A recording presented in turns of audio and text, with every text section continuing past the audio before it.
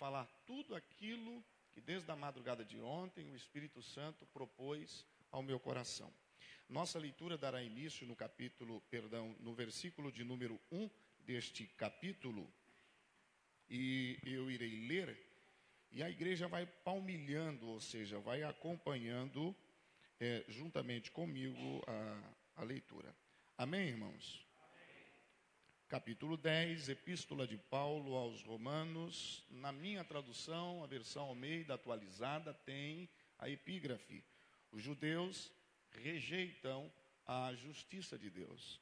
Está escrito: irmãos, de boa vontade do meu coração, e a minha súplica a Deus a favor deles são para que sejam salvos. Só fazendo aqui uma salvaguarda, eu não vou fazer a leitura responsiva para nós remirmos o tempo, tá bom, irmãos? Ok? Irmãos, a boa vontade do meu coração e a minha súplica a Deus a favor deles para que sejam salvos. Porque lhes dou testemunho de que eles têm zelo por Deus, porém, não com entendimento. Porquanto, desconhecendo a justiça de Deus e procurando estabelecer a sua própria, não se sujeitaram a que vem de Deus. Porque o fim da lei é Cristo, para a justiça de todo aquele que crê. Ora, Moisés escreveu que o homem que praticar a justiça, decorrente da lei, viverá por ela. Mas a justiça decorrente da fé, assim diz: não pergunte em teu coração quem subirá ao céu, isto é, para trazer do alto a Cristo, ou quem descerá ao abismo, isto é, para levantar Cristo dentre os mortos.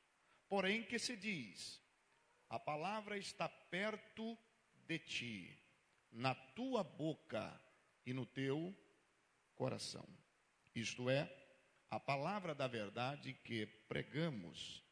Se com a tua boca confessares Jesus como o Senhor em teu coração, credes que Deus o ressuscitou dentre os mortos, nós temos aqui uma positiva: salvo serás, ou serás salvo. Porque com o coração se crê para a justiça, e com a boca se confessa a respeito da salvação. Porquanto a Escritura diz: todo aquele que nele crê não será confundido. Pois não há distinção entre judeu e grego, uma vez que o mesmo é Senhor de todos, rico para com todos os que o invocam. Porque todo aquele que invocar o nome do Senhor será. Como, porém, invocarão aquele em quem não creram?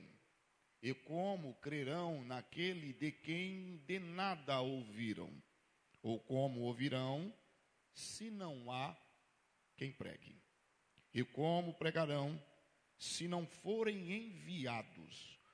Como está escrito: quão formosos são os pés os que anunciam coisas boas. Em algumas traduções está boas novas. Amém, irmãos? Tome seu assento. Tome seu assento. Tá, ok. Feche os seus olhos aí, curve a sua cabeça. Isso. Senhor, carecemos agora do auxílio do Teu Divino Espírito Santo, para podermos por mais uma vez compreender a Tua Santa Palavra. Nós estamos aqui porque há uma certeza em nosso coração, de que Tua presença é real em nosso meio. Tu estás aqui porque queres falar, e nós estamos aqui porque queremos ouvir. Portanto, Senhor, por Tua misericórdia te pedimos, fala, Pai. porque o teu servo está pronto a te ouvir. Faz mais uma vez o teu nome glorificado na vida de cada um dos teus servos nesta noite, desde a ordem ministerial até o último irmão que aqui se conta presente. Faz o teu nome glorificado. Nós oramos a ti, Senhor, e o fazemos no nome santo e glorioso do seu Filho, nosso Senhor e Salvador Jesus Cristo. Amém e amém.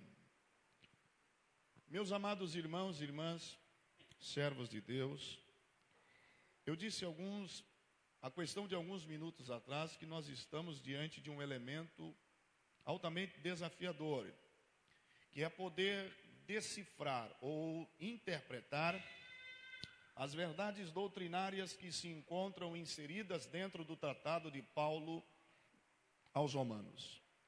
A verdade é que a carta de Paulo aos Romanos é muito mais do que uma carta. A carta de Paulo aos Romanos é o maior tratado teológico escrito por este servo de Deus. Talvez, a mais proeminente, a mais elevada de todas as epístolas paulinas. Um grande exegeta do século XX, grande escritor, doutor John Stott, declarou que esta epístola, ela é um estandarte da fé cristã, é um manifesto da igreja, é a revelação da postura prática da noiva do Cordeiro. Com certeza eu não tenho pretensão nenhuma nesta noite esgotar os princípios que aqui se encontram, porque são muitos. Não é o meu objetivo me tentar esgotar as ênfases doutrinárias que se encontram contidas neste livro. Contudo, eu quero nesta noite destacar apenas alguns pontos que são abordados por Paulo em sua consideração à igreja de Roma. A princípio, queridos amados irmãos e irmãs, a epístola de Paulo aos Romanos, ela foi escrita firmada ou estribada em alguns propósitos, em alguns fundamentos. Os propósitos revelam não somente o amor de Paulo, mas o zelo que Paulo tinha por esta tão honrosa igreja. Dentre os muitos propósitos, nós destacamos alguns.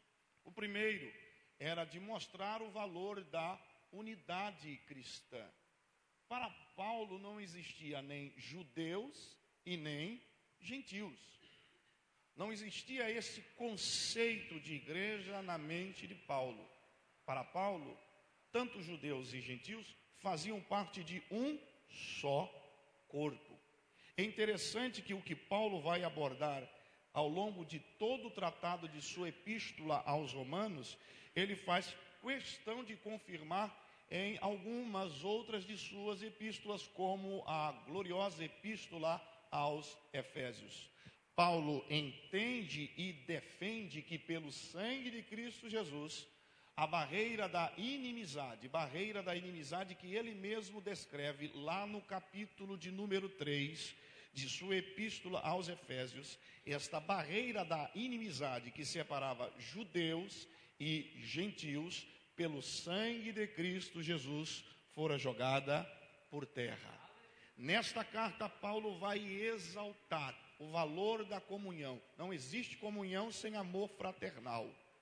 Não existe comunhão sem unidade sincera. E aí eu já abro um parênteses para dizer que não adianta estarmos em harmonia com Deus ou pensarmos que estamos em harmonia com Deus se não estivermos em harmonia com o nosso próximo. Se você não procura viver em unidade cristã com o seu próximo, com certeza você não estará em harmonia com o céu. Até porque tudo que é ligado aqui é ligado lá, no céu. Então Paulo vai escrever esse tratado com a finalidade de invocar, de exaltar o valor da unidade da igreja de Cristo. Não existe coronelismo, não existe caciques, não existe delegados, há ministros, há igreja, há um sacerdote que está debaixo da autoridade de um sumo sacerdote. Podemos dizer amém, irmãos? O segundo propósito, e eu acredito que a segunda coluna motivacional que conduziu Paulo a escrever esse tratado foi de mostrar, não somente para a igreja de Roma, mas para nós, a universalidade do pecado. Os seus primeiros capítulos são capítulos que confrontam de forma muito própria a vida de pecado. E é interessante que Paulo vai se chocar com o pensamento de alguns judeus legalistas existentes dentro da própria comunidade cristã, que se achavam maiores e se achavam melhores do que os seus demais irmãos. Aí Paulo, no capítulo de número 3, vai declarar-nos com argumentos que não podem ser questionados, a culpa de pecado existente tanto entre gentios como judeus. Deus encerrou a todos no pecado para usar a sua misericórdia. Aos olhos de Deus não existe judeu nem gentil, puro, perfeito. Paulo vai dizer no capítulo 3, versículo 23, de forma muito própria, que todos pecaram e destituídos estão da glória de Deus. Quando nós vamos papirar o original, este destituído é ampliado para o termo carecem da glória de Deus. Paulo está dizendo, todos pecaram, judeus e gentios, carecem da graça, da misericórdia, do favor de Deus, todos pecaram. Paulo faz questão de, nesses 3 capítulos, mencionar as consequências ou os efeitos que são gerados pelo pecado. Vamos mais à frente. E eu acredito que o terceiro propósito que motivou Paulo a escrever esta ditosa carta era o de anunciar a doutrina da justificação. Todo o tratado de Paulo parece que respira e inspira justificação. No capítulo 5 ele vai dizer que nós fomos justificados pela fé. Ele vai ratificar este mesmo pensamento aqui no capítulo 10 e nós vamos abordar isso. Agora, veja que interessante. A justificação para Paulo jamais poderia ser alcançada pelas obras da lei. Obras estas que eram exercidas e exaltadas pela comunidade legalista nos dias de Paulo. Alguns achavam que a salvação, a reconciliação e a aproximação com o sagrado se dava através das obras efetuadas. E aí Paulo vai quebrar este fundamento e vai afirmar que a justificação está em Deus através de Cristo Jesus, o nosso Senhor. Você pode dizer amém? Glórias a Deus. No capítulo 9, o capítulo que fora introduzido como ensino na terça-feira passada, nós observamos que Paulo vai confrontar estes judeus e revelar a graça da escolha divina. No capítulo 10, os olhos de Paulo continuam focados em seu povo, em seus irmãos. E neste capítulo, ele vai tratar especificamente com a incredulidade dos judeus. Ele vai falar desta incredulidade que os separava não somente do favor, como da própria misericórdia do Senhor. Agora, se você estiver com a sua Bíblia aberta, por favor, observe uma coisa aqui, porque isso me chamou muita atenção. Paulo vai começar a sua série de considerações, mas ele principia este texto com oração. Ele vai começar as suas considerações declarando o que está expresso aqui no versículo de número 10. Versículo 1. Irmãos, a boa vontade do meu coração e a minha súplica, ou seja, a minha oração, é que todos sejam salvos. Paulo está afirmando, de boa vontade do meu coração, e a minha súplica a Deus é a favor deles. Eu oro por eles, eu busco a Deus por eles, eu clamo por eles. Paulo, sem sombra de dúvidas, foi um teólogo frio. Paulo, sem sombra de dúvidas, foi um pastor que se escondia atrás de uma escrivania simplesmente. Ele era um homem voltado à oração. Tudo aquilo que Paulo fazia com oração. Ele não era um acadêmico frio, ao contrário, ele era um homem sensível diante da presença de Deus. Ele vai propor aqui a proposta divina, mas vai fazer isto através da oração. Isso aqui me chama muita atenção, porque Paulo era um homem de oração. A súmula do ministério de Paulo era a oração. O espelho da vida de Paulo era a oração. Em sua carta aos Efésios ele vai dizer, por esta causa eu me coloco em joelho. Para quê? Para que Cristo habite em vós. Ele vai nos revelar uma vida de contínua oração. O seu índice de senso, de valores, era revelado não por uma teologia engessada, por uma teologia formal, mas o seu índice de senso de valores era revelado por uma vida de contínua oração.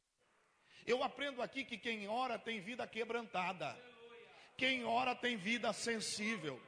Observe aqui que no versículo 1, Paulo já nos ensina a vivermos uma vida de oração. O clamor dele aqui, a oração dele aqui é intercessória.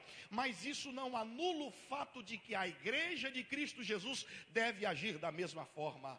Interceder, clamar ao Senhor para que vidas sejam salvas, para que vidas sejam alcançadas. Agora eu te chamo a atenção para algo aqui. Nós vivenciamos um tempo, um período, e o problema, pastor Aristeu, pastor Gedalias, não está no século, está no secularismo. Nós vivenciamos um presente tempo em que o secularismo tem invadido o seio de muitas igrejas. E atualmente nós ouvimos falar muito de oração, mas pratica-se pouca oração.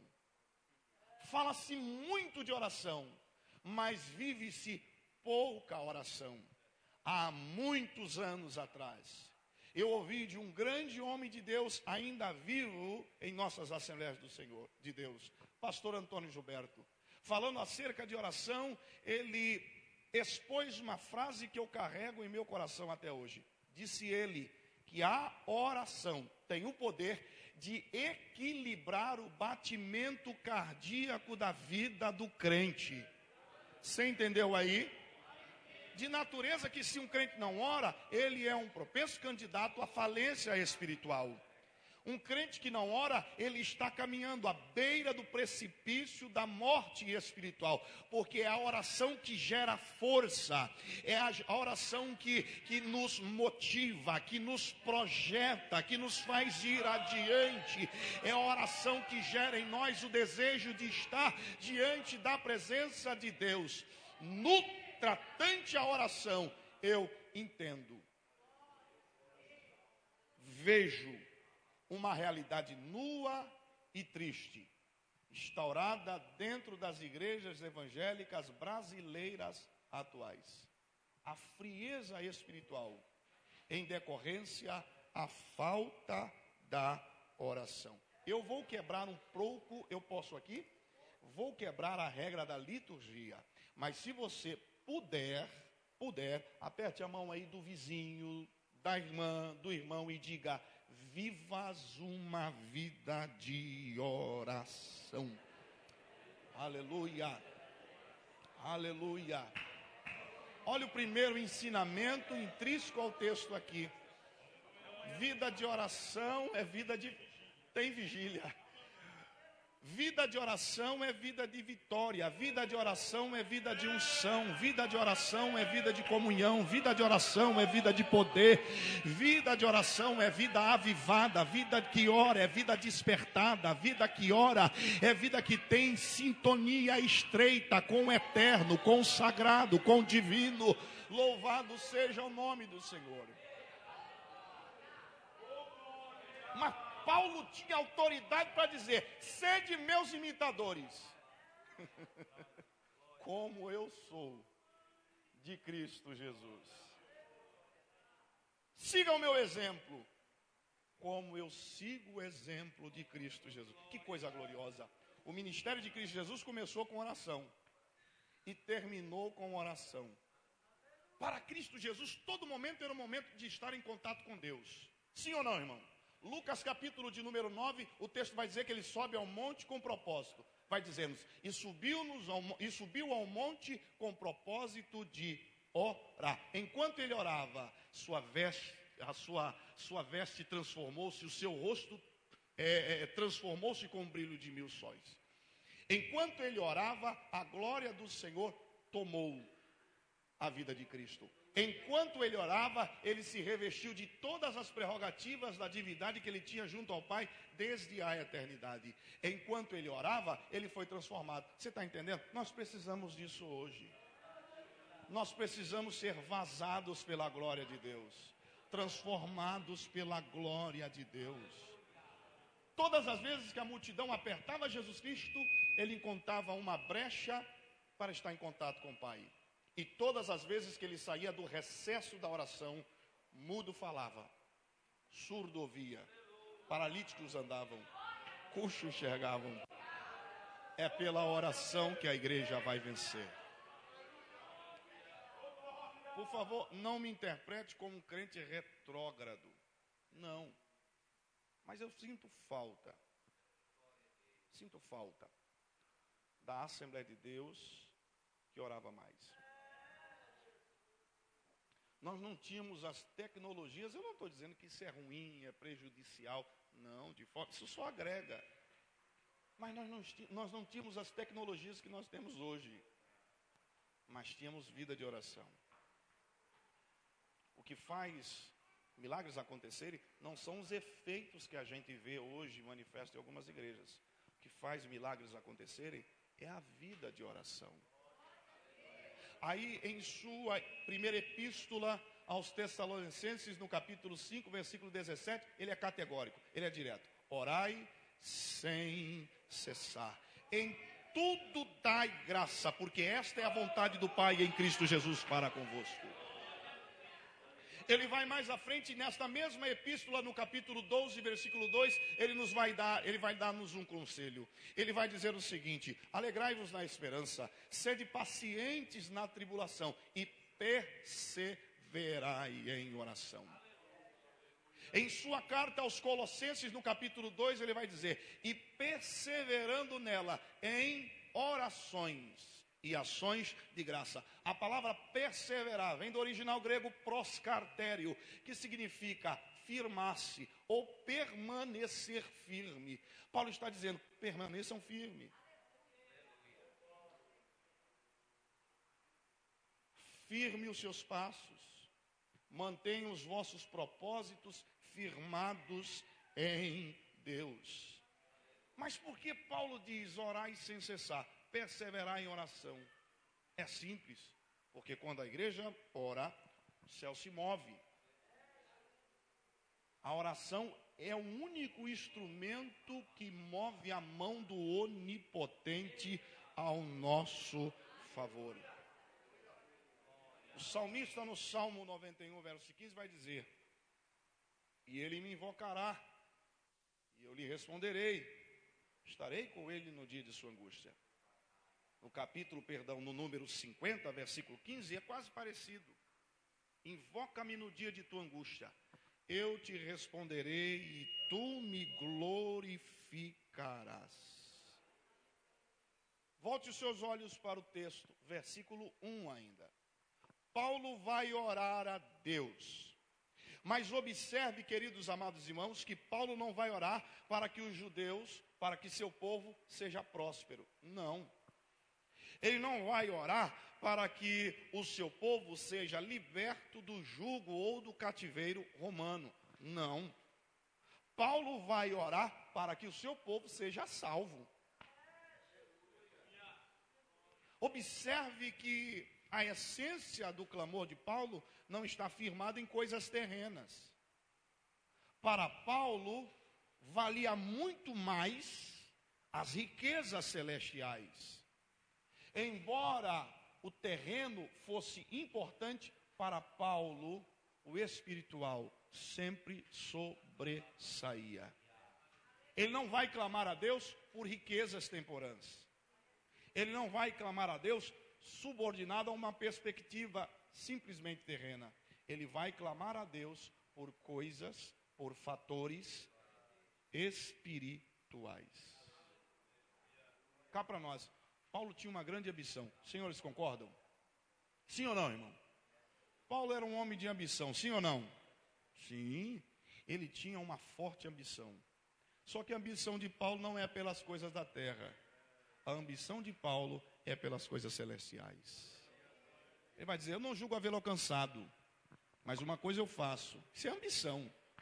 E é que esquecendo-me das coisas que para trás ficam e avançando para a que estão diante de mim, eu prossigo para o alvo, para o prêmio da soberana vocação que está em Cristo Jesus.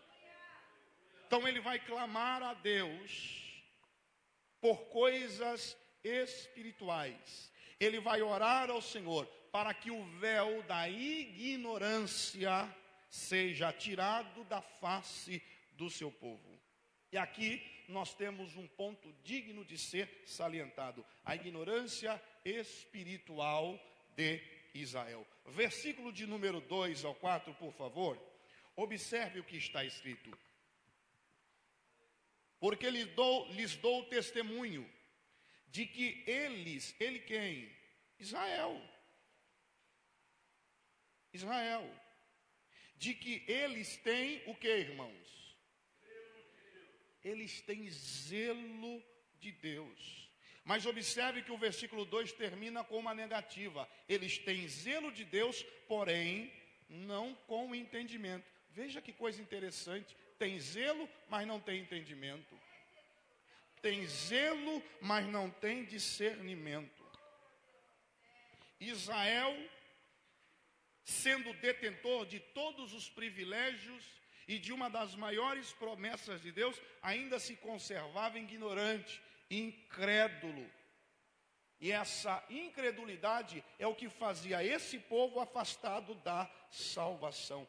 Paulo vai orar ao Senhor para que a máscara da ignorância viesse ser quebrada, partida, para que o véu da ignorância viesse ser tirado. Agora veja bem, o que mantinha o povo afastado da salvação? Paulo dá a resposta. No mínimo duas respostas plausíveis para isso. A primeira, o que mantinha o povo afastado da salvação era o zelo sem entendimento. Deixa eu lhe falar uma coisa. Os judeus não eram indiferentes no que tange as coisas espirituais. Eles não eram apáticos no que tange obrar a obra de Deus. Não. Eles eram fervorosos, assíduos, zelosos. O problema deles não era frieza espiritual, mornidão espiritual. O problema deles era que eles tinham zelo, mas sem entendimento. Vamos tirar a palavra entendimento e vamos colocar discernimento. Eles tinham zelo, mas não tinham discernimento. E zelo sem discernimento é fanatismo. Zelo sem discernimento é fanatismo. Paulo vai combater esta forma de vida cristã. Qual é? O de servir a Deus, o de obrar a obra de Deus, mas sem entendimento do que está fazendo. Você já reparou que tem crente assim em nossos dias? De pessoas que fazem simplesmente por fazer, Você vai na igreja hoje, fulano? Vou. Por quê? Porque o pastor está lá, ele tem que me ver. Fulano, você vai no culto de maturidade cristã, no culto de ensino da palavra? Vou. Mas você vai por quê? Vou porque tem que ir. Se eu não for, vocês estão entendendo aqui? O pastor repreende, o pastor briga. Há uma perda de foco no que tange o servir ao Senhor. E é isso aqui que Paulo vai confrontar. O problema deles não era o fervor. O problema deles era a ausência da verdade. O problema dele não era a busca pelas coisas espirituais. O problema dele era a falta do discernimento acerca das coisas espirituais. E aí eu separei uma frase aqui que falou muito ao meu coração na madrugada de ontem. Disse Calvino que o zelo é sempre mal dirigido quando é mal informado. Não existe verdadeira religião se esta não se apoiar na palavra de Deus. O que abre o nosso entendimento, irmãos, é a palavra de Deus. O que amplia o nosso raciocínio para as verdades deste mundo chamado espiritualidade é a palavra de Deus. E Jesus Cristo vai nos dando as chaves para entendermos esse segredo. Em sua oração sacerdotal, intercessória, ele vai dizer ao Pai: santifica-os na verdade. A tua, vocês me dão licença para falar, tem legalidade para falar. Não é a dança profética que é a verdade. Não é a coreografia profética. Minha esposa está olhando para mim. Ela fala comigo: não fala isso, que tem igreja que não gosta, mas eu não posso ir contra. Não é a coreografia profética que dá discernimento, que dá santidade. Não. Santifica-os na verdade, a tua palavra é a... Observe que nós temos um povo que quer Deus, mas quer Deus de forma errada. Quer Deus pelo legalismo. Quer Deus pelo formalismo. E aí Jesus Cristo vai dar-lhe aqui uma repreensão. É repreensão, não é exortação, é repreensão. E no Evangelho de Mateus capítulo 22, versículo de número 29, ele vai dizer o seguinte: errais por não conhecerdes as Escrituras. Oh, meus irmãos, como há uma necessidade de ingerirmos a palavra. Como há uma necessidade de mergulharmos adentro dos mistérios. Nos mistérios da palavra. Aleluia. Paulo vai dizer a Timóteo, seu filho na fé: meu filho, eu estou parafraseando aqui, persista em ler. Mantenha-te refletindo. A palavra de Deus, a Bíblia Sagrada, ela não nos foi dada pelo Senhor como um livro, um jornal. Ela foi nos dada para nos entregarmos à reflexão. Vocês já observaram que o tempo da palavra tem diminuído que o sangue de Cristo Jesus? Guarde as nossas igrejas. Eu preguei em 2 congregações nesse tempo que estive aqui. Eu preguei em Flórida Paulista, 1 hora de palavra. Preguei em, me ajuda aí, Lucélia, 1 hora e mais um pouquinho. Que se fosse por ele, virava vigília. Mas é o desejo, é a primazia da palavra dentro da igreja. O que traz a edificação espiritual para as nossas vidas é o alimento.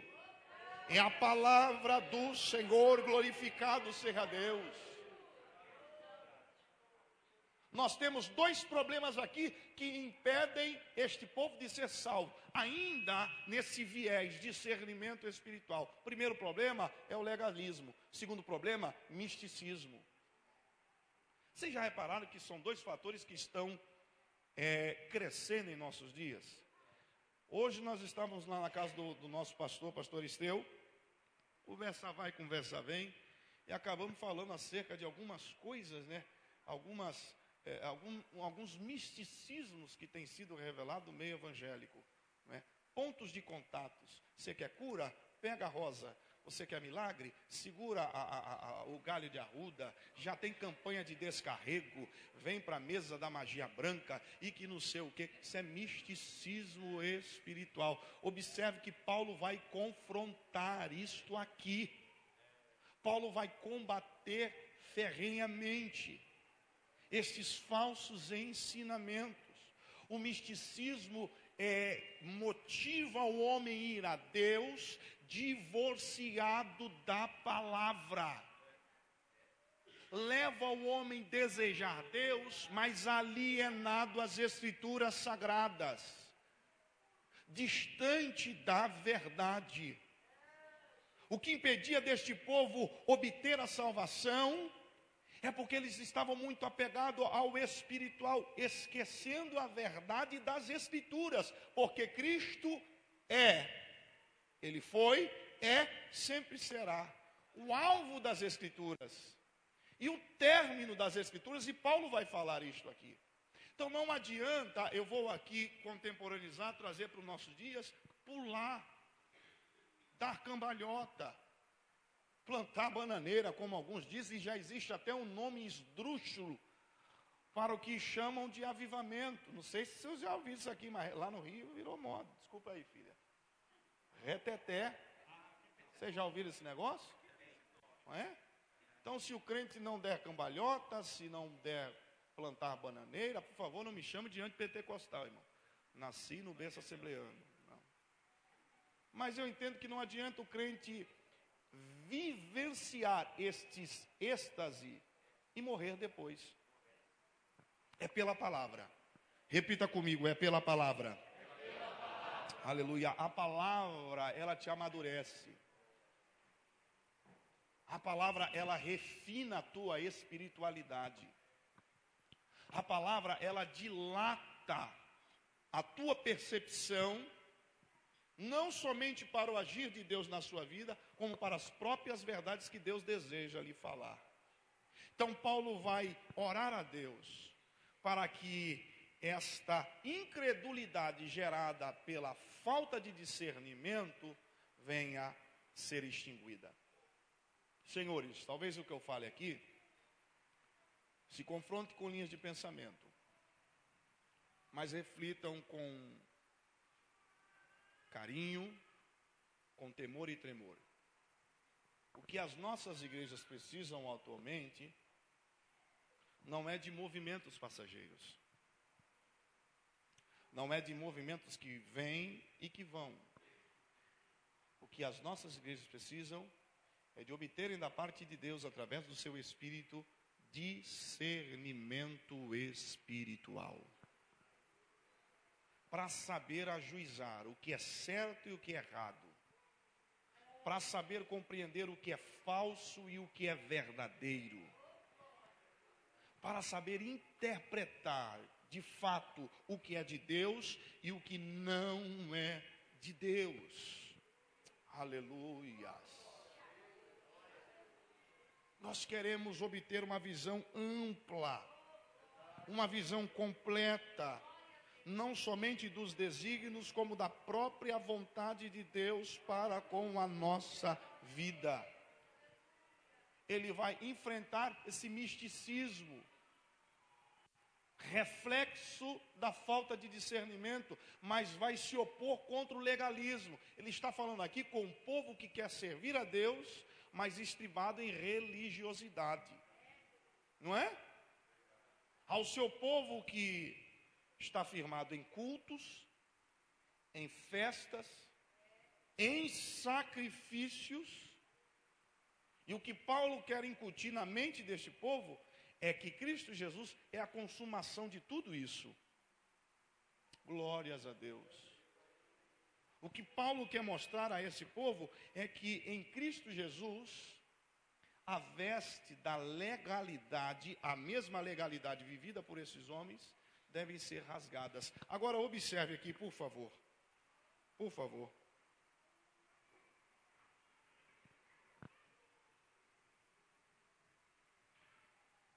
Paulo está falando a um povo que tem zelo, é fervoroso, mas não tem discernimento. Ele ora a Deus para que seja dado a este povo a compreensão genuína da salvação. Porque de zelo por zelo, Paulo foi um homem zeloso, sim ou não?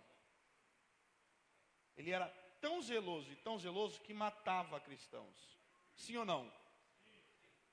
Que entrava nas casas de cristãos e arrancava-os de suas casas e os matava em praça pública. Paulo foi tão zeloso e foi um dos primeiros que lançou a pedra contra Estevão. Estava pensando que estava servindo a Deus, entendido que estava servindo a Deus, mas de forma errada, por causa da falta de discernimento. Agora observe aqui, que em segundo lugar, além de tratar acerca da falta de discernimento, e observe que isto é algo que está evidente em nossos dias, Paulo vai revelar aqui a relação de Cristo com a lei. Por favor, versículo de número 4. Observe o que Paulo vai dizer. Porque o fim da lei é... Eu não ouvi os senhores. Porque o fim da lei é... Porque o fim da lei é Cristo, para a justiça de todo aquele que... Você pode dizer amém? O que Paulo quer dizer aqui com o fim da lei é Cristo? Primeiro, ele vai propor uma relação entre Cristo e a lei. Por que ele vai propor isto? Porque os judeus do seu tempo acusavam Cristo de ser transgressor, por isso que ele morreu no Calvário. Os judeus nos dias de Paulo entendiam que Cristo, ele era um facínora, ele era um terrorista, digamos assim, e por isso foi crucificado. Eles não conseguiam entender ou discernir a real relação entre a lei e a Cristo. Agora, quando Paulo diz que Cristo é o fim da lei, ele afirma aqui, no mínimo, duas verdades acerca de Cristo Jesus. A princípio, nós devemos entender que a palavra ou o termo fim, no grego, utilizado por Paulo, é telos. E telos significa duas coisas. Duas coisas. Telos significa alvo e telos pode significar também término. Então, quando Paulo diz que Cristo é o fim da lei, ele está querendo dizer que Cristo é o alvo da lei. Ele está querendo afirmar, ou melhor, está afirmando que toda a religião do seu povo, eu digo a religião judaica, aí você coloca as festas, as cerimônias, as alianças, sacrifícios, queira este expiatório ou as ofertas pacíficas, apontam para uma só pessoa. Apontam para Cristo Jesus, o Messias. O povo de Israel celebra ainda hoje aproximadamente 17 tipos de festas diferentes. O povo para gostar de festa é o povo de Israel. Mas biblicamente falando, testamentariamente falando e veterotestamentariamente falando, há 3 tipos de festas que nós chamamos, pela linguagem teológica, de festas preditivas. Por que são preditivas? Porque elas apontam, elas assinalam, elas revelam, elas invocam o senhorio de Cristo Jesus. São estas: Páscoa, Pentecoste e Tabernáculo. Estas 3 festas, os ritos sediados pelo povo judeu, tudo isto vai apontar para Cristo Jesus, o Senhor. Por favor, Gálatas capítulo de número 3. Eu vou pedir um grande favor, se os senhores não se sentirem incomodados, quem encontrar, por favor, com voz audível, leia. Capítulo 3, versículo de número 24.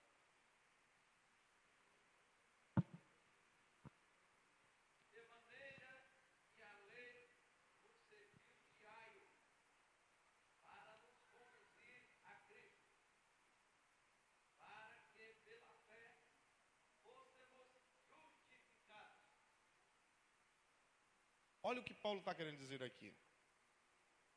Ele está querendo dizer aqui que a lei exercida e vivida pelos judeus revelavam-lhes uma só coisa. E qual é? Que todos eram pecadores e precisavam de um Salvador.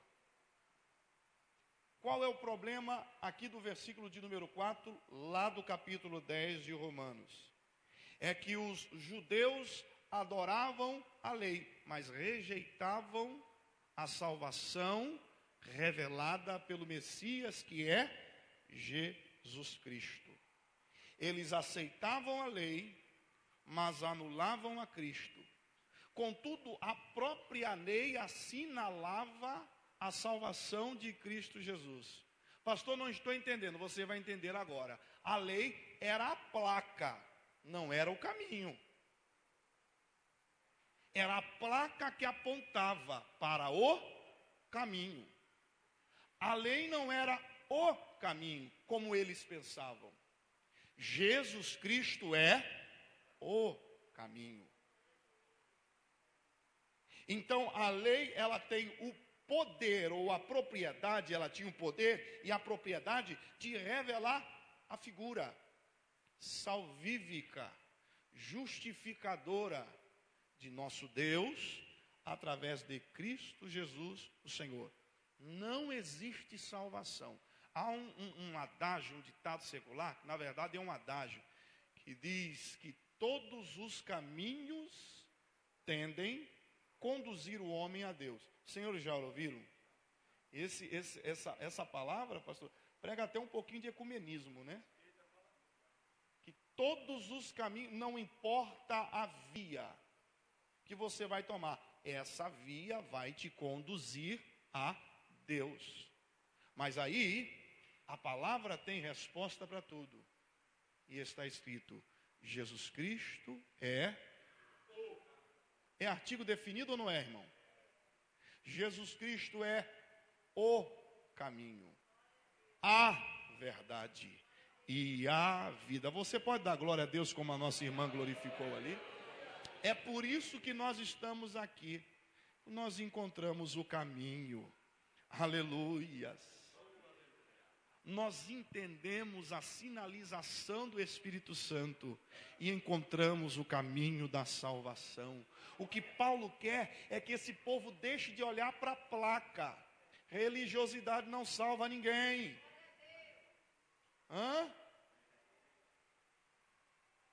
Religiosidade não salva ninguém.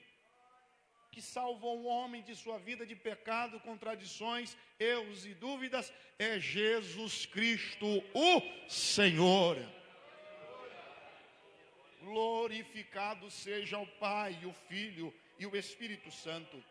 Mas Paulo declara que Cristo é o fim da lei. E quando ele diz que Cristo é o fim da lei, ele está dizendo que Cristo é o alvo. Deixa aqui abrir parênteses. Não perca o alvo.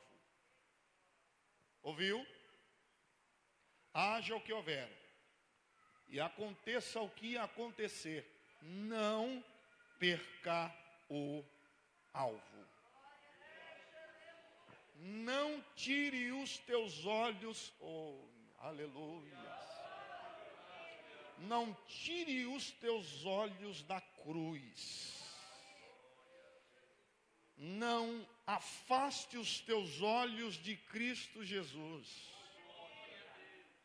O problema de muitos é que tiram os olhos do Calvário e os reposicionam em pessoas. Eu não estou dizendo que não exista referências, exemplos a serem seguidos. de forma alguma. Mas eu subo a este altar com temor e tremor para dizer que o homem, por mais excelente que seja em suas virtudes, pastor Hudson, ele sempre vai ser falho, pedante, transitível, passageiro. Nós frustramos e somos frustrados. Decepcionamos alguém e somos decepcionados. Mas Jesus Cristo não. Ele nunca nos decepcionará. Merece glórias, irmão. Ele nunca nos frustra. Até o não de Cristo nos deixa alegre. Deixa ou não deixa? Aleluia. Até a negativa de Cristo nos deixa alegres. Então ouça, não tire os seus olhos. Recebemos um tempo de demanda de pessoas que procuram ou posicionam as suas esperanças, as suas convicções, a representação do que ele é no que tange a religião no homem. Aí quando o homem cai, aí esfria, desiste. Não, coloque em Cristo. A nossa suficiência está em Cristo. Aleluia. A nossa força, a capacidade está em Cristo. Então olha para Ele, olha para o céu. Me dá licença, pastor Arlene. Para de olhar para Bertano, para fulano. Olha para Jesus. Pega a cruz, como Ele carregou, e segue o teu caminho, olhando firmemente para Jesus, o autor e consumador de nossa fé. Ele fala que Cristo é o fim da lei. Telos, fim, significa alvo, mas fim significa término. E aqui para nós, irmãos, essa é a ênfase mais significativa, ou primordial do ministério de Paulo. Paulo sempre afirmou, Cristo é o fim da lei. A lei termina em Cristo Jesus. Por favor, segunda epístola de Paulo aos Coríntios.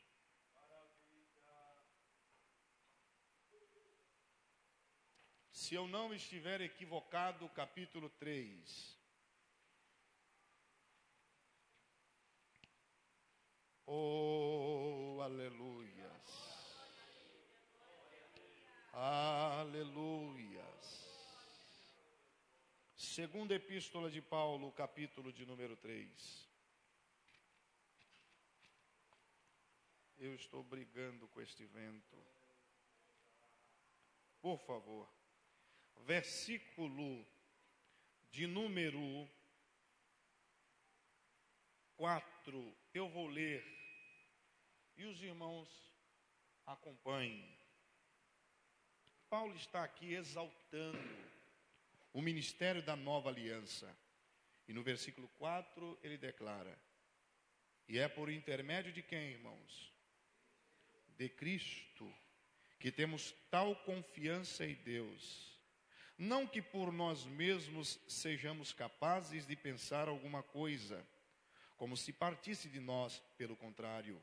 A nossa suficiência vem de Deus, o qual nos habilitou para sermos ministros de uma nova aliança, não da letra. Essa letra aqui faz referência à lei, irmãos, mas do Espírito, porque a letra mata. Aí tem crente que interpreta esse negócio aqui errado. Que a palavra mata, que a doutrina mata, que a escola dominical mata, que o ensino teológico, não, é a lei. E nós vamos entender por que ela mata, mas vamos continuar a leitura. Porque a letra mata, mas o Espírito vivifica. Ele pode ser renovado, sim ou não? Ele pode ser vivificado, sim ou não? Esse espírito aí não é Espírito Santo não, tá, irmão? É o nosso espírito. Agora veja bem, e se o ministério da morte gravado com letras de pedra se revestiu de glória, ele está falando aqui, lá do episódio em que o decálogo, o mandamento foi dado por Deus a Moisés, e no momento da entrega das ordenanças, a glória do Senhor tomou o cume do monte. Os irmãos podem dizer amém?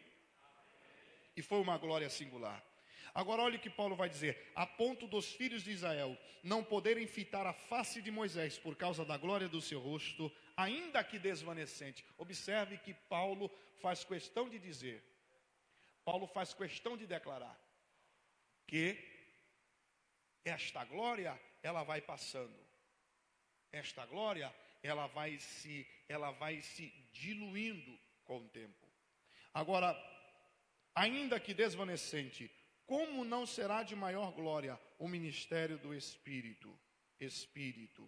Porque se o ministério da condenação foi glória, em muito maior proporção será o glorioso ministério da justiça. Porquanto, na verdade, o que outrora foi glorificado neste respeito já não resplandece. Está falando lá do episódio em que Moisés recebeu as diretrizes divinas.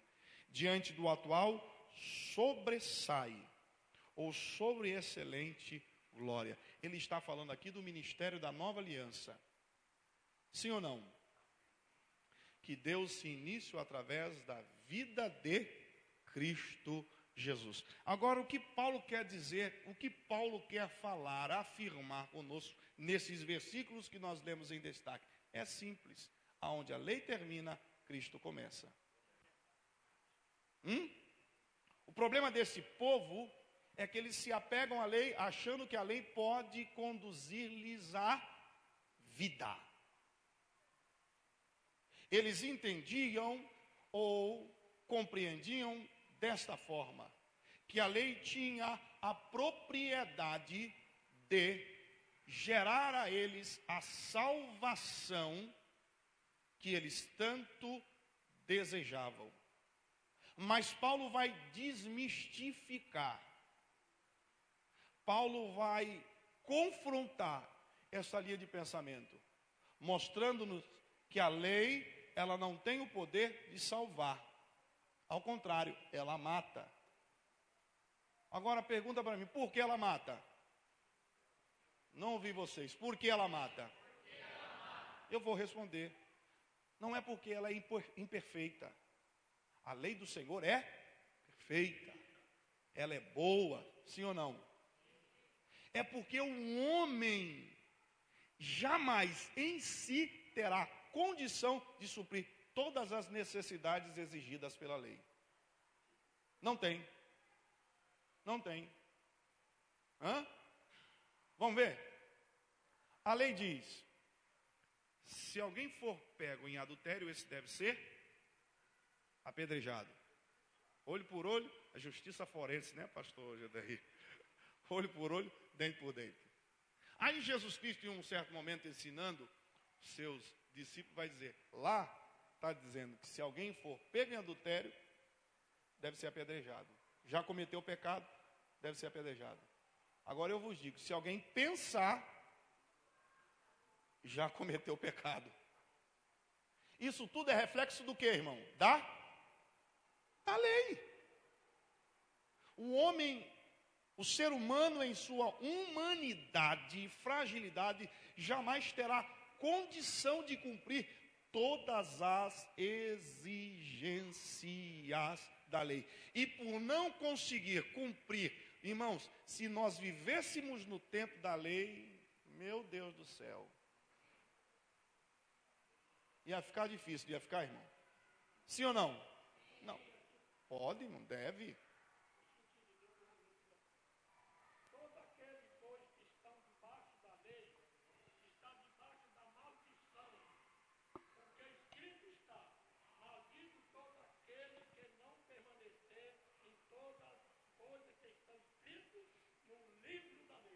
Eu ia ler esse versículo aí. Está na mesma. Então observe. Se nós vivêssemos no tempo da lei, olho por olho, dente por dente, a princípio não existiria igreja. Os irmãos concordam? Não existiria igreja. Não estaremos aqui. Porque quem de nós não comete pecado? Se você falar que não comete pecado, já está pecando. Porque se não pecamos em atitude, pecamos em... Se não pecamos em palavra, pecamos em pensamento. E todas as vezes que alguém peca em palavra, ou atitudes, ou em pensamento, a lei já o condenava à morte. Por favor, esse mesmo livro, essa mesma epístola, Romanos capítulo de número 7. Romanos capítulo de número 7.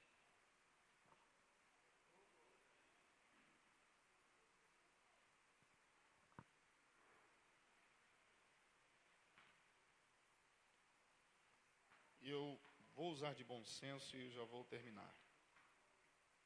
Romanos capítulo de número 7. Todos já encontraram? Podem dizer amém. Versículo de número 15.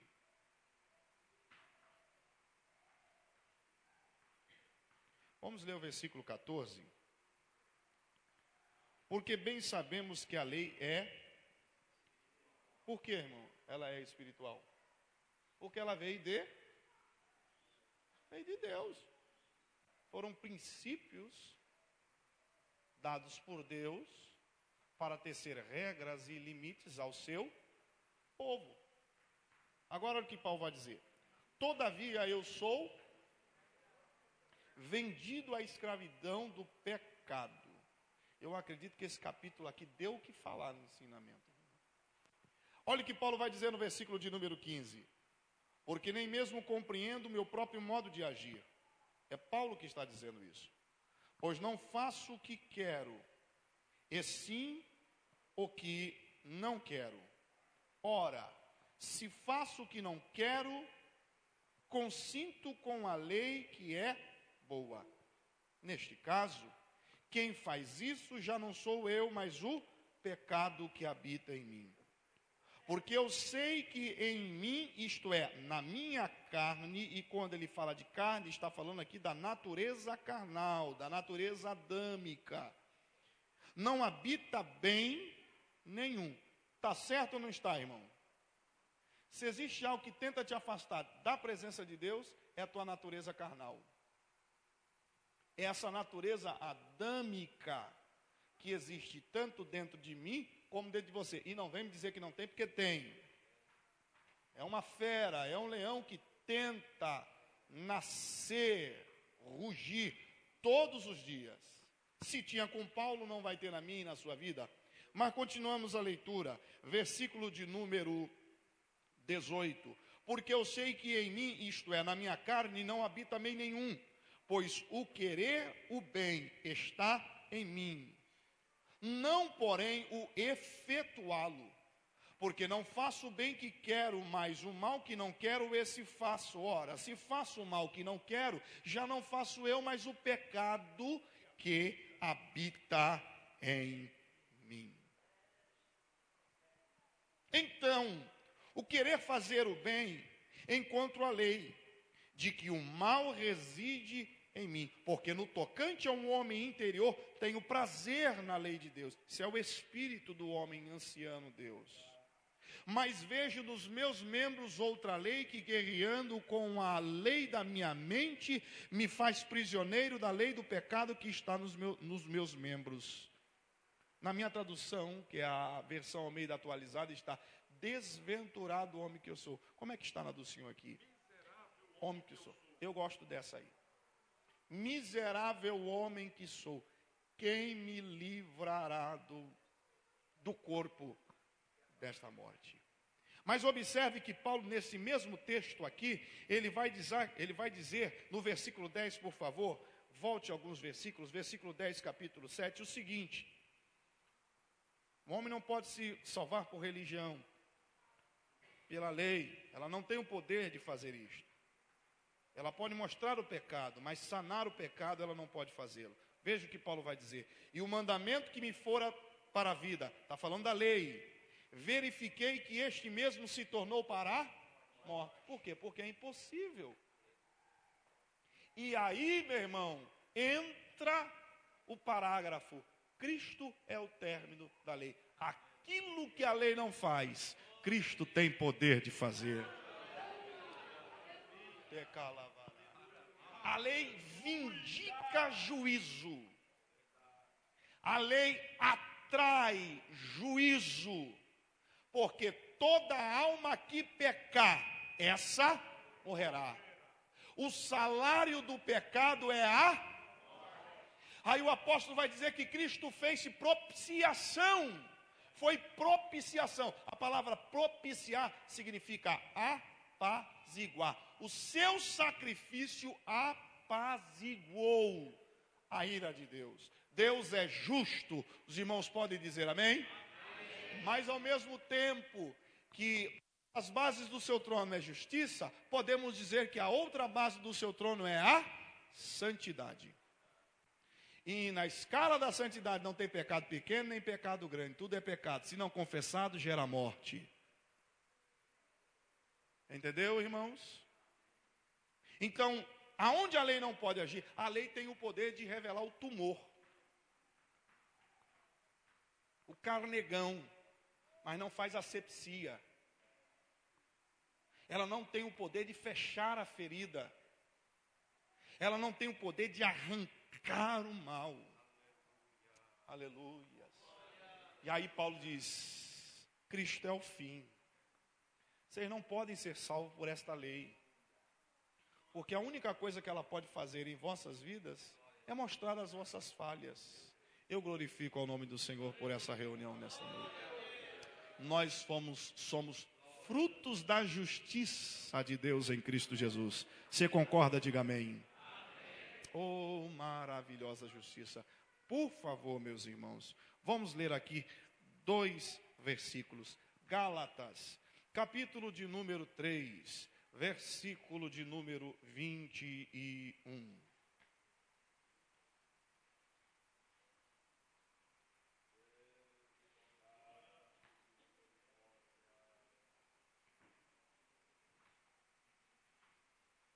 Os irmãos aguentam mais alguns minutos? Amém? Nós já estamos quase lá. Ai, ai.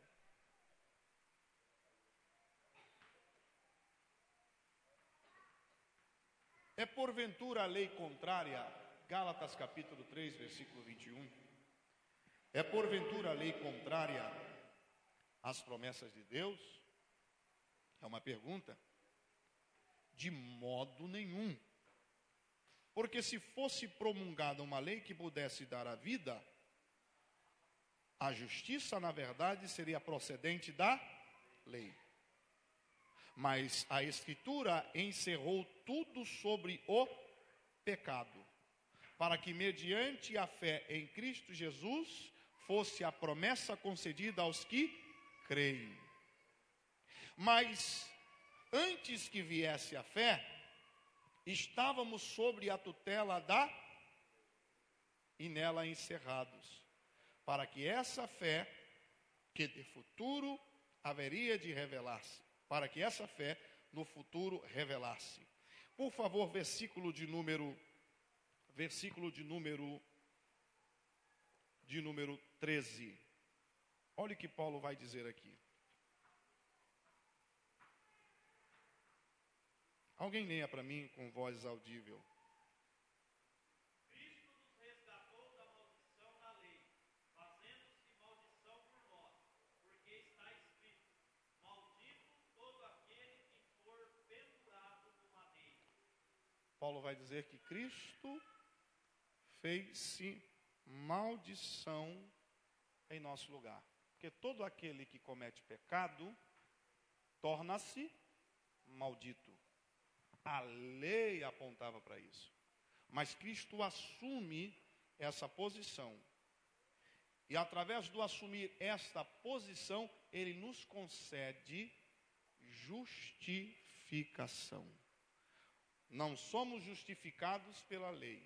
Somos justificados pela fé que há em Cristo Jesus, o nosso Senhor. Coloque-se em pé, irmãos. Falta muita coisa, mas eu vou deixar para...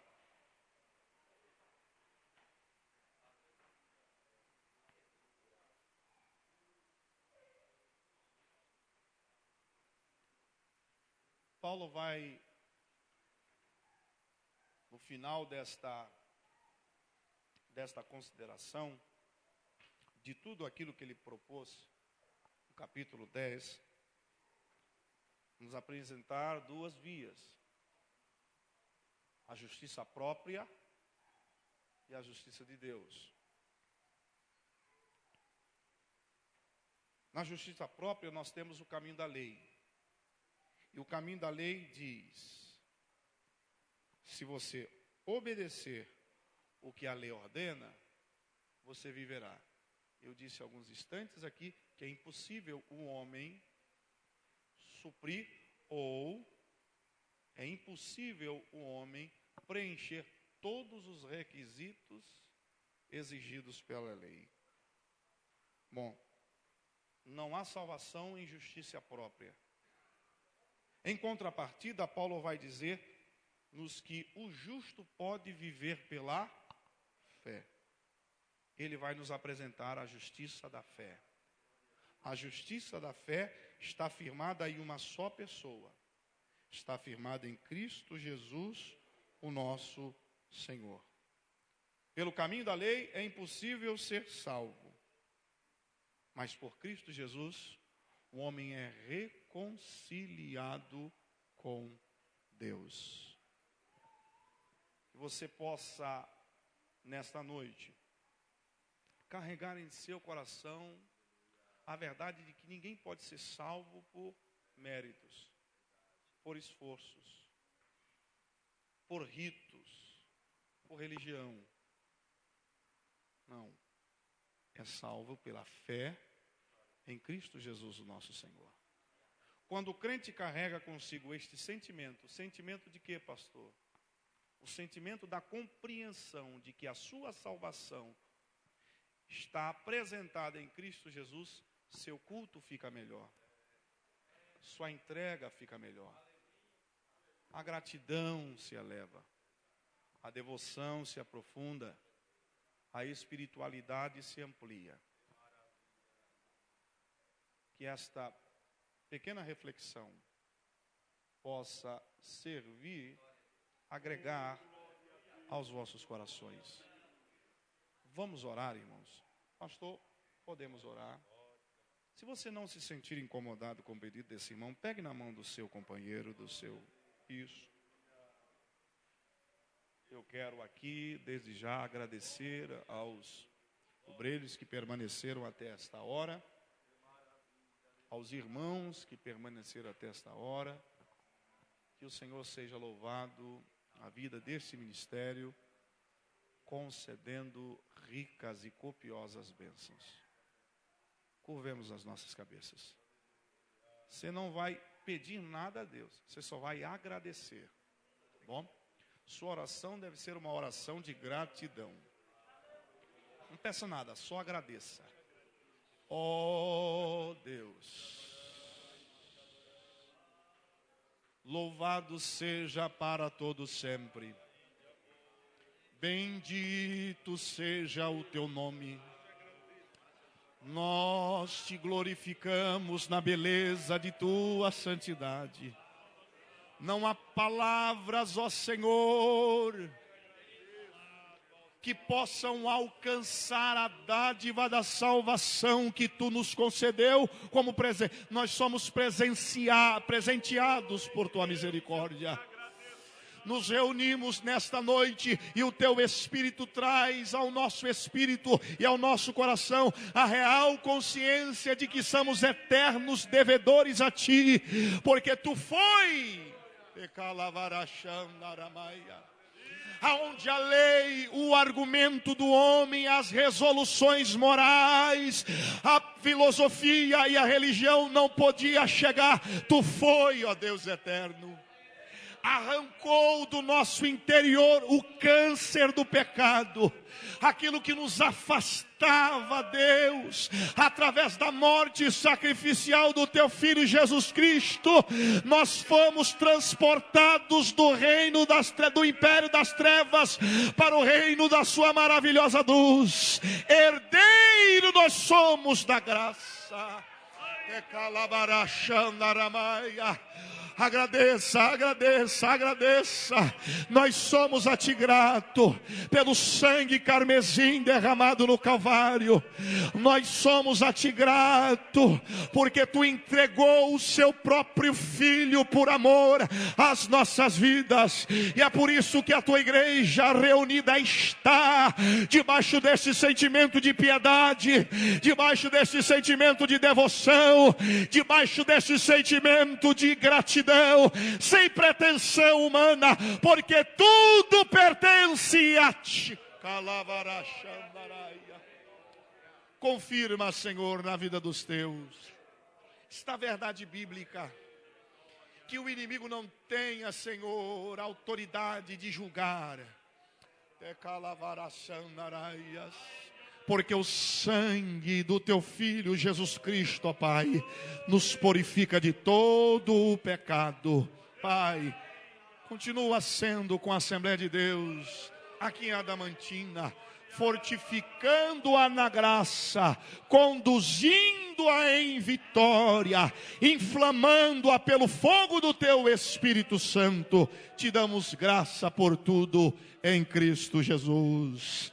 Podemos dizer amém. Aleluia, aleluia. Meus amados irmãos e irmãs,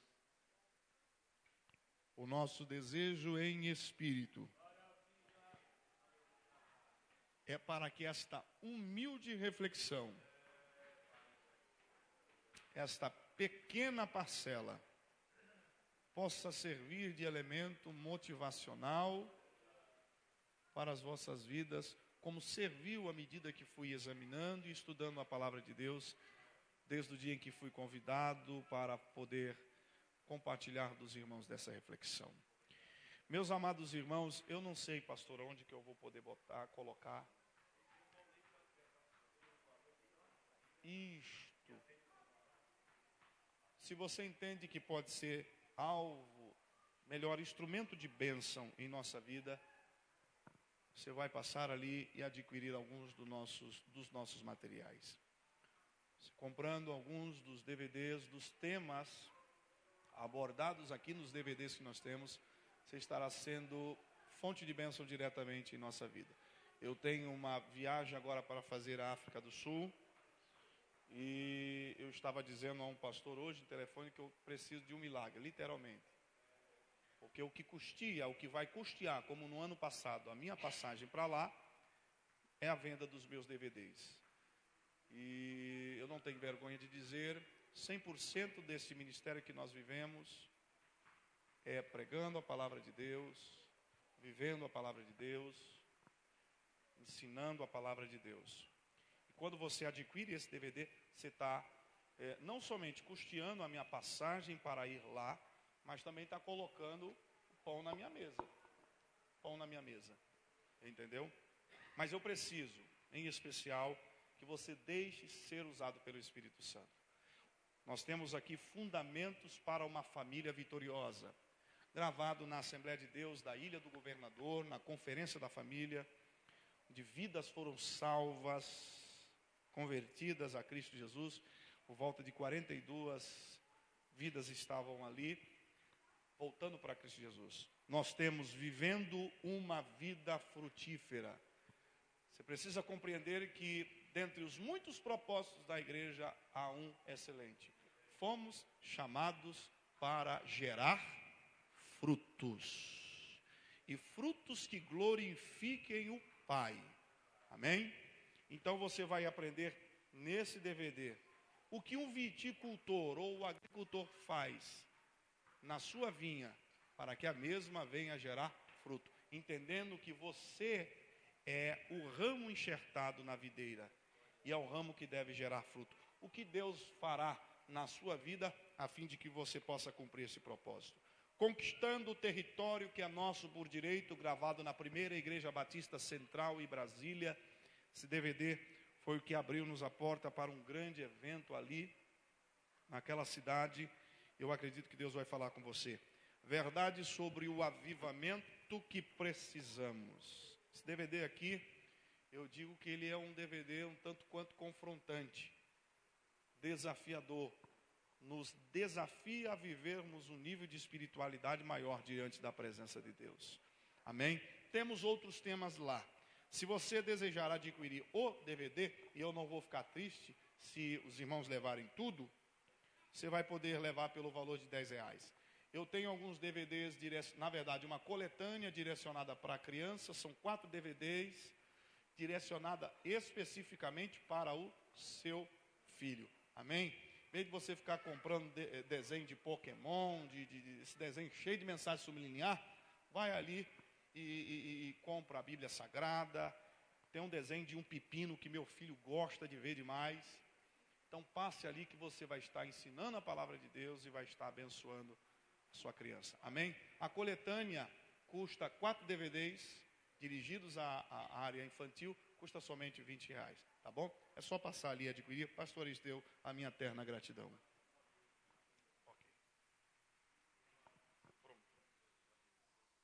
Queridos irmãos, comigo e o nosso pastor, quantos desejam agradecer a Deus pelo ministério do pastor Jimmy? Digo amém. Receba, pastor Jimmy, de toda essa igreja e do nosso pastor, nossa mais profunda gratidão. O Senhor abriu aqui o coração e trouxe do céu a nós o ensino esta noite. Amados irmãos, é rapidinho os avisos que são muito importantes e nós precisamos dá-los. Irmãos, primeiramente agradeçamos a Deus, estamos agradecendo a Deus pela vigília que aconteceu lá na Chácara Figueiredo, quinta-feira passada. Nós reunimos ali com os jovens e alguns pastores de congregações, nossos líderes e os coordenadores da vigília, e ficamos até às 5 da manhã. Jesus trouxe de volta à casa do Pai 3 irmãos que estavam afastados. Um casal e mais um irmão já de uma meia-idade. Vieram à frente chorando, em lágrimas. Jesus curou, Jesus fez maravilha na vigília. Teve momentos que chegamos a quase 100, 97 pessoas adultas. E quando encerramos 5 da manhã, ainda tínhamos 67 irmãos dizendo: está muito bom, vamos continuar mais um pouco até o sol raiar. Mas precisamos vir embora, né, irmão Mauro? E foi bom demais, irmãos. E amanhã tem outra vigília, pastor Jimmy. Amanhã é na Fazenda Aidelândia e lá em Salmourão. Pastor Manuel vai estar fazendo a vigília em Salmourão e o pastor João Batista e todos nós na Aidelândia. E os irmãos estão todos convidados em prol do congresso da UMADICA. Irmãos, hoje é dia DZ e daqui a pouquinho vai ser dia 18. Há 30 dias nós estamos do Congresso Geral da Mocidade. Só 4 finais de semana já estaremos encerrando o congresso no domingo à noite, dia 20 de julho. E nós temos, irmãos, uma preocupação grande. Nós tivemos 3 ensaios gerais, 3. E nestes 3 ensaios gerais que tivemos, nós tivemos um número bom. Porém, irmãos, nós não fizemos como fizemos outros anos, de anotar o número de presentes, de ligar para os dirigentes ou mandar um bilhetinho: irmão, só veio um da sua congregação. Nós deixamos esse ano, eu deixei esse ano mais leve para os irmãos, mas confiando que os nossos irmãos vão estender as mãos, como estão fazendo, estão estendendo as mãos e nos ajudando. Mas estamos preocupados, irmãos, porque agora nós só teremos mais um ensaio geral, que será dia 6. O de domingo que vem foi cancelado para a orquestra ensaiar. Então teremos o único agora dia 6 de julho e depois já será o nosso congresso. E nós pedimos aos nossos companheiros, pastor, como nós já conversamos com o senhor, pedimos aos nossos pastores de congregações que nos ajudem, incentivando os jovens lá da sua congregação. A respeito da gravata, o Ney está anotando o número de gravatas, mas precisa até amanhã para a gente buscar em São Paulo na sexta. Os que têm gravata, qualquer tom, um tomzinho de azul royal. Esse aqui é royal, Letícia? Não é.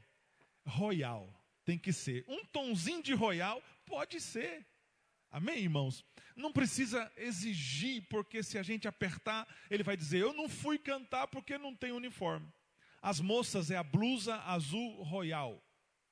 Você vai vir aqui?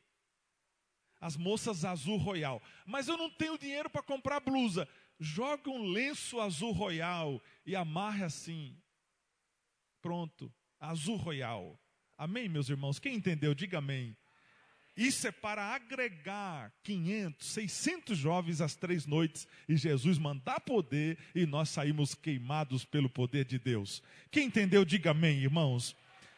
As esposas dos nossos pastores, nos ajude, viu, irmã Gercília? Nos ajude lá para as moças e os moços fazer os uniformes correndo, tá certo? Meus irmãos, nós teremos agora um outro aviso, festa em Sagres. Pastor Erandi está esperando nesse final de semana, sexta, sábado, domingo, festa do ciclo de oração em Sagres.